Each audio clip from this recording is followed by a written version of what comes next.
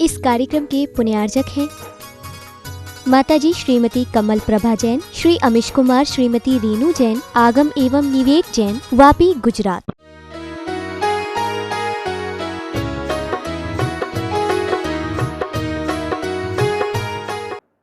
यत्रे वाहित दीपुंसः श्रद्धा तत्रैव जायते, और यत्रेव जायते श्रद्धा चित्तम तत्रैव लीयते।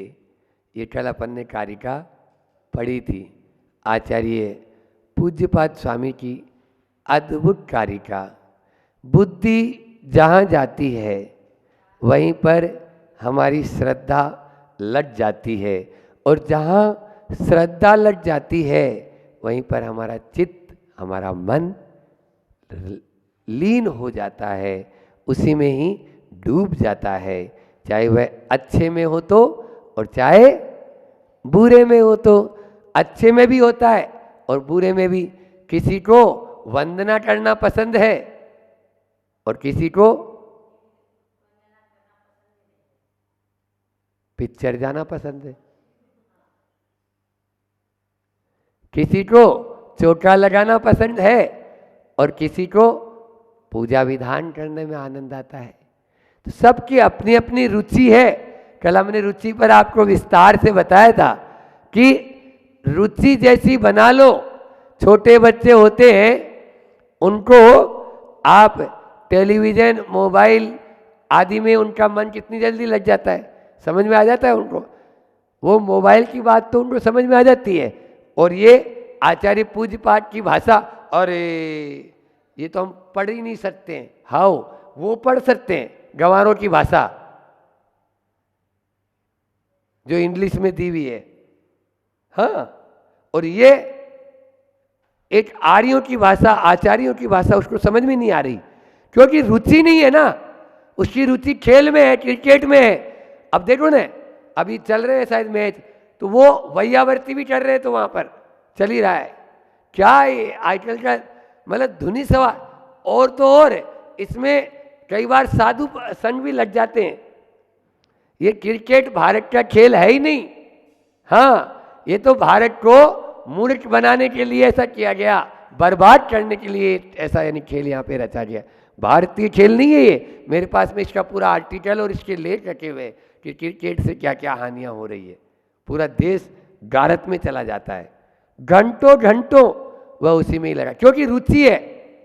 और यहाँ पर बोलो 1 2 3 4 चारों मिलकर साथ चलें तो क्या होगा? रुचि नहीं है, रुचि जगाइए। कल का पूरा अपना प्रवचन उसी के ऊपर था। अपन को जहां पर रुचि होती है वहीं पर। और आपने एक बात देखी होगी, यत्रे वाहिद्धि पुंस तत्रेव श्रद्धा तत्रेव जायते, यत्रेव जायते श्रद्धा और चित्तम तत्रेव लीयते। यहां पर मन बाद में आया, श्रद्धा पहले आई। जहां पर हमारी बुद्धि जाती है वहां श्रद्धा लग जाती है। रुचि जागृत होती है तो वहां श्रद्धा हो जाती है, और श्रद्धा जहां होती है वहीं पर मन लीन हो जाता है। तो मन की गड़बड़ नहीं है। अपन लोग मन को बड़ा खराब समझते हैं। मन की गड़बड़ नहीं, रुचि की गड़बड़ है। मन को लगाया जाता है, मन को रमाया जाता है, मन को उसमें घुसाया जाता है, और मन को उसमें तल्लीन किया जाता है। वह उसी में तल्लीन। जिसका रुचि होगी तो मन भी उसमें अच्छे से लग जाएगा, और रुचि नहीं होगी तो मन नहीं। तो इसका मतलब मन से भी सूक्ष्म क्या हुआ? श्रद्धा, और श्रद्धा से सूक्ष्म रुचि। ये आचार्य की भाषा में आपके सामने बोलना चाह रहा था कि आचार्य यहाँ पर यह कहना चाह रहे कि आप मन या रुचि, श्रद्धा और फिर मन ऐसे रखें कि जैसे जहाँ पर हमारी रुचि होगी वहाँ पर हमारी श्रद्धा होगी, जहाँ पर हमारी श्रद्धा होगी वहाँ पर हमारा मन होगा। इस प्रकार से यहाँ पर आचार्य भगवान ने 2 कारिकाओं के माध्यम से दोनों तरफ से, आत्मबुद्धि और अनात्म बुद्धि की तरफ से बात की। आज इन 2 कारिकाओं में आपको भगवान बनना है, तीर्थंकर बनना है, तो फार्मूला बता रहे। वो फार्मूला जान लो कि यदि भगवान बनना है या तीर्थंकर बनना है तो उसका सूत्र क्या है भगवान दे रहे हैं यहाँ पे। और वह सूत्र ऐसा कि जो 96 कारिकाओं में बोल के आए उस पर ये 97 की कारिका बता रहे हैं यहाँ पे। 97 और 98 97 और 98 नंबर की कारिका अपन देखते हैं। भिन्नात्मन भिन्न आत्मन मुपास्यात्मा परो भवति तादृश वर्तिर दीपम यथोपास्य भिन्न भवति तादृशी उपास्यात्मन मेवात्मा जायते परमोथवा मथित्वात्मान मात्मेव जायते अग्निर्यथा तरु। दो उदाहरण दे रहे हैं और उन उदाहरणों के माध्यम से समझा रहे हैं। आचार्य भगवंत बहुत कृपावान होते हैं, बहुत करुणावान होते हैं और दो उदाहरण, दोनों में उदाहरण दिया। यदि वह पहले कारिका का अर्थ बता देता हूँ, शब्दार्थ, और फिर शब्दार्थ के बाद में अपन आगमार्थ और मतार्थ दोनों लेंगे। यथा यानी जिस प्रकार से, भिन्नावर्ती, वर्ती यानी होता है बाती, वर्ती यानी दीपक की जो बाती होती है इसको वर्ती बोलते हैं। तो बाती से भिन्न दीपम, दीपक की, वह दीपक जो है, दीपक की जो बाती है वो दीपक से भिन्न है या नहीं है? है। उपास्य, उपासना करके तादृशी उस दीपक रूप भवती हो जाती है। उसी प्रकार आत्मा भिन्नात्मानम उपास्य, वह आत्मा अपने से भिन्न आत्मा की उपासना करके तादृश्य पर भवती, उस जैसा ही परमात्मा हो जाता है। यहाँ पे आचार्य भगवंत बहुत ही अच्छे से सरल शब्दों में कह रहे हैं कि यह आत्मा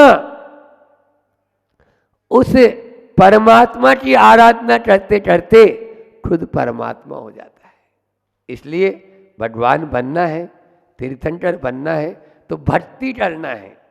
यहाँ पर क्या बोल रहे वो, 96 कारिकाएं ध्यान के लिए और इनके लिए दी।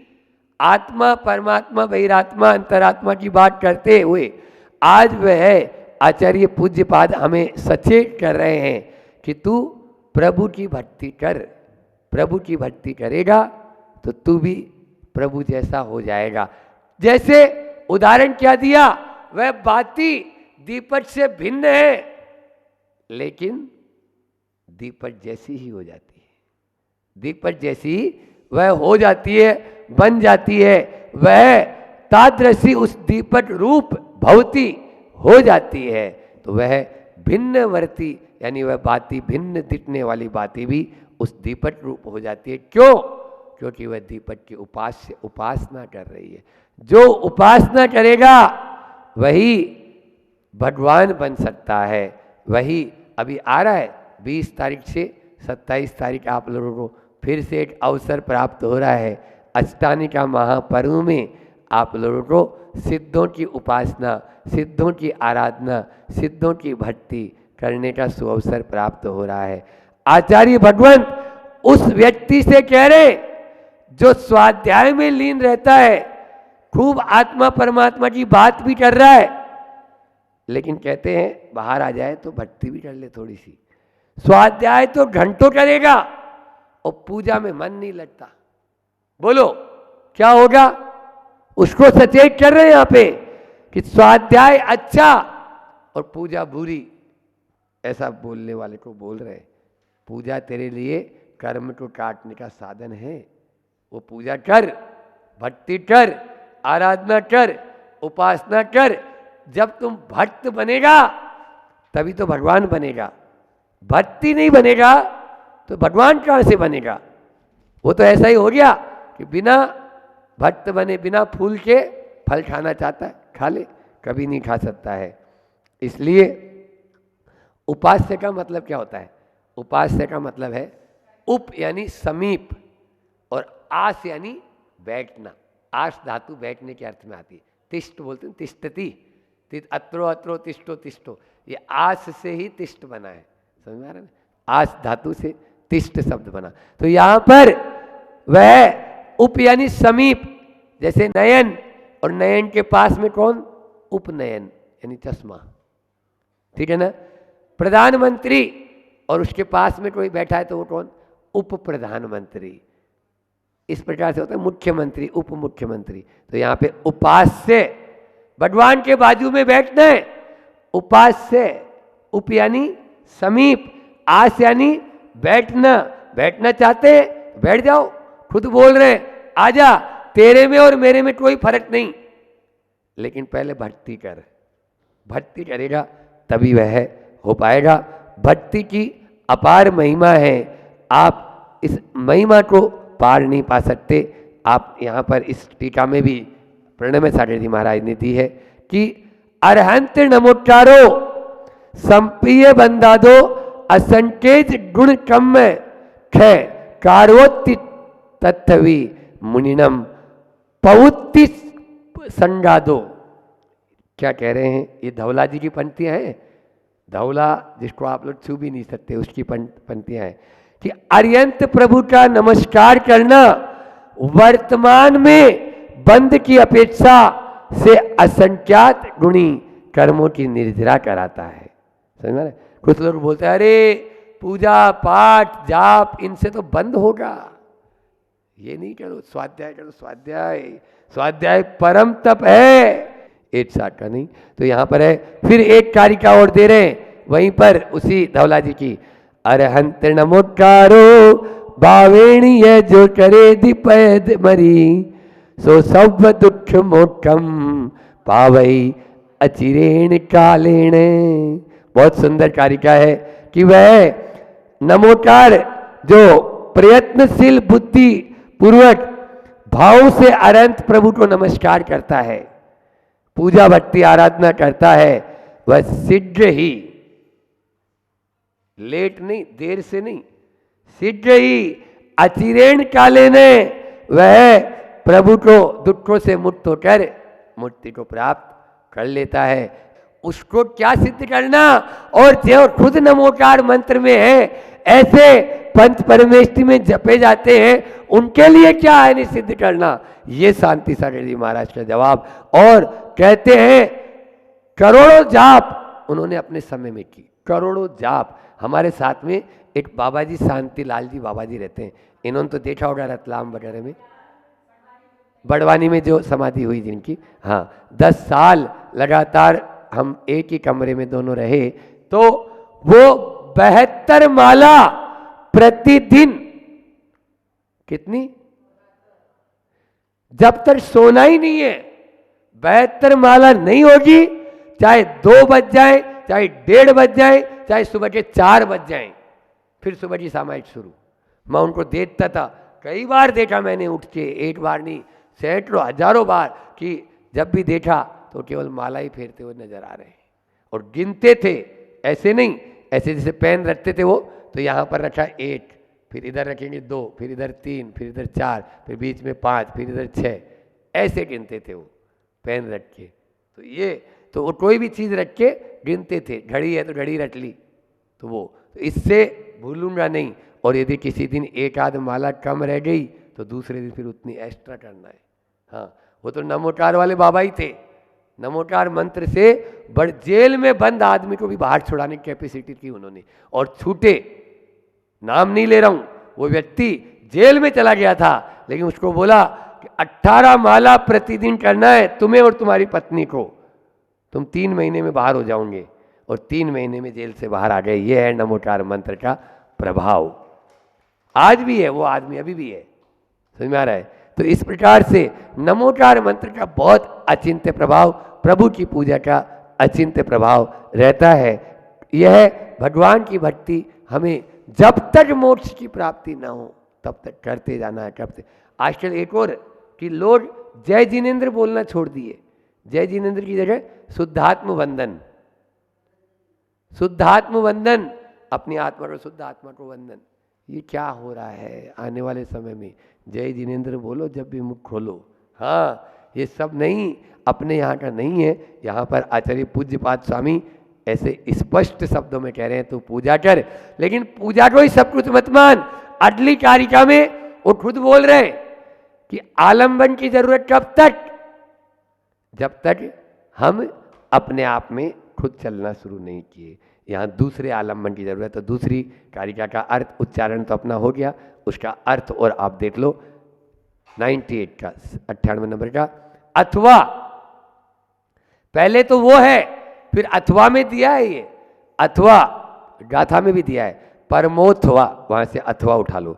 फिर आत्मा आत्मानम एव उपास्य, आत्मा ही अपने आत्मा का उपास्य यानी उपासना करने वाला है, ध्यान करने वाला है।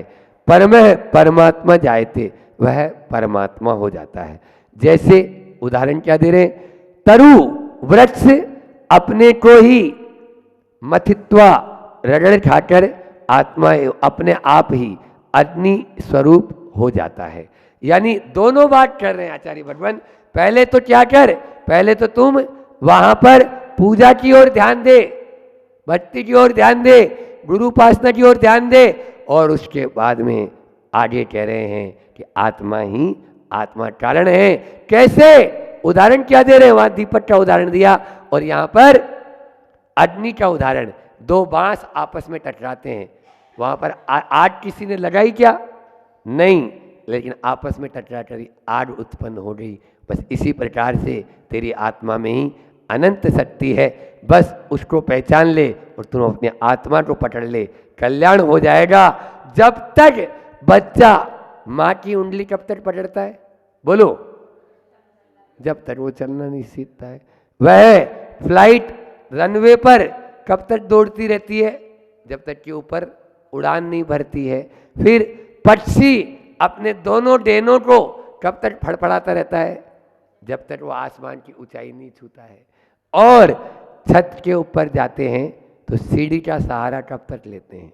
जब तक छत पर नहीं पहुंचते हैं। बस भगवान का सहारा भी और दूसरे परात्मा का सहारा भी अपन तब तक ही लेंगे जब तक कि हमें अभी ऊपर की भूमिका प्राप्त नहीं हुई।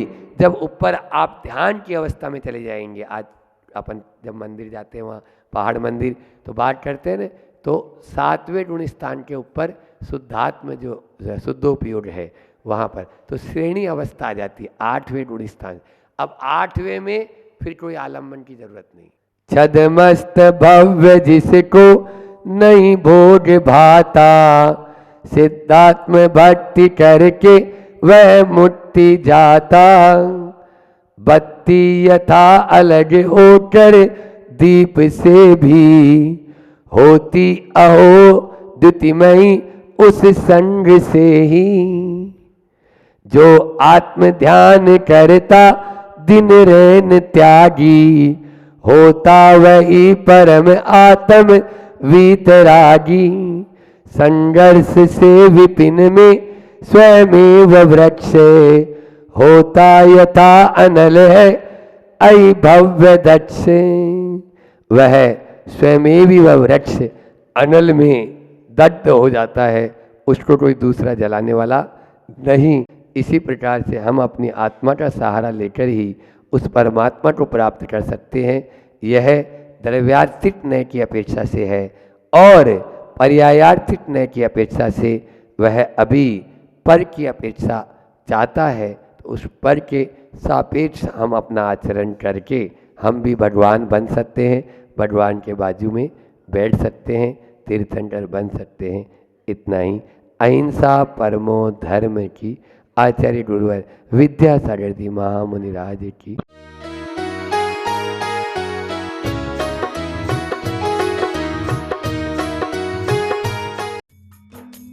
इस कार्यक्रम के पुण्यार्जक थे माताजी श्रीमती कमल प्रभा जैन, श्री अमिश कुमार, श्रीमती रीनू जैन, आगम एवं निवेक जैन, वापी, गुजरात।